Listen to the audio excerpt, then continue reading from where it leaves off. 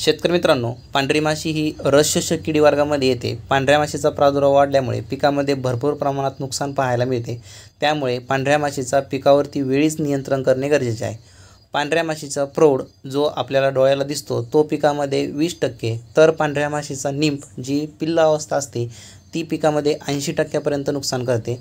निंप म्हणजे पांढऱ्या माशीची छोटी अवस्था किंवा पिल्ला अवस्था.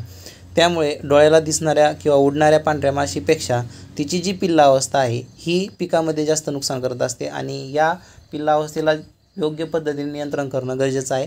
तर आपल्या पिकामध्ये जे होणारं नुकसान आहे ते आपल्याला टाळता येईल. त्यामुळे पांढऱ्या माशीचे नियंत्रण करत असताना कीटकनाशकाची फवारणी ही आपल्याला 2 वेळेस करणं गरजेचं आहे, जेणेकरून सुरुवातीला पिल्ला अवस्था त्याचबरोबर जी प्रौढ अवस्था आहे, जी उडणारी पांढरी माशी आहे, दोन्ही अवस्था त्या ठिकाणी 2 स्प्रेमध्ये आपल्या कंट्रोल व्यवस्थित होतील. एका फवारणीमधील अंतर हे साधारण 10 दिवसाचं असावं, म्हणजे पहिला स्प्रे घेतल्यानंतर पुढील स्प्रे तुम्हाला 10 दिवसांनी घ्यायचा आहे. पांढऱ्या माशीच्या नियंत्रणासाठी मार्केटमध्ये अनेक सारे टॉपचे कीटकनाशक आहेत. त्यामध्ये धानुका या कंपनीचं तुम्ही डिसाईड या कीटकनाशकाचा वापर करू शकता, ज्याच्यामध्ये इथोप्रॉक्स 6% प्लस डायफेन्थुराम 25% हा घटक उपलब्ध आहे. किंवा मार्केटमध्ये डायफेन्थुराम 50% WP हा घटक असलेलं अनेक सारे कीटकनाशक कंपन्यांची येतात, ज्याच्यामध्ये सिजेंटाचं पेगासस आहे, धानुकाचं पिजर आहे. तर ह्या नावाने जे येणारे कीटकनाशक आहेत किंवा डायफेन्थुराम 50% घटक असलेल्या कीटकनाशकाचा तुम्ही वापर करू शकता.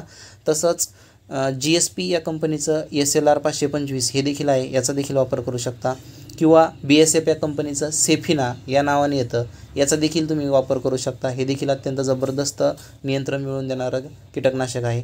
किंवा बायरच्या मोवेंटोचा वापर करू शकता. पांढरी माशी असेल, त्याचबरोबर लाल कोळी असेल, त्याच्यावरती नियंत्रण मिळवून देण्याचे काम करतं.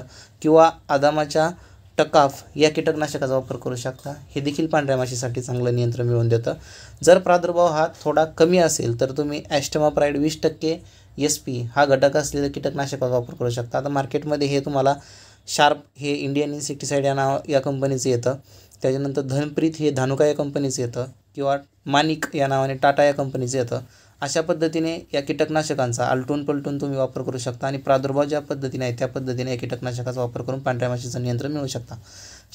चॅनलवरती नवीन असाल तर अशा शेतीविषयक आधुनिक माहितीसाठी डिजिटल युवा शेतकरी यूट्यूब चॅनल सबस्क्राईब नक्की करा. धन्यवाद.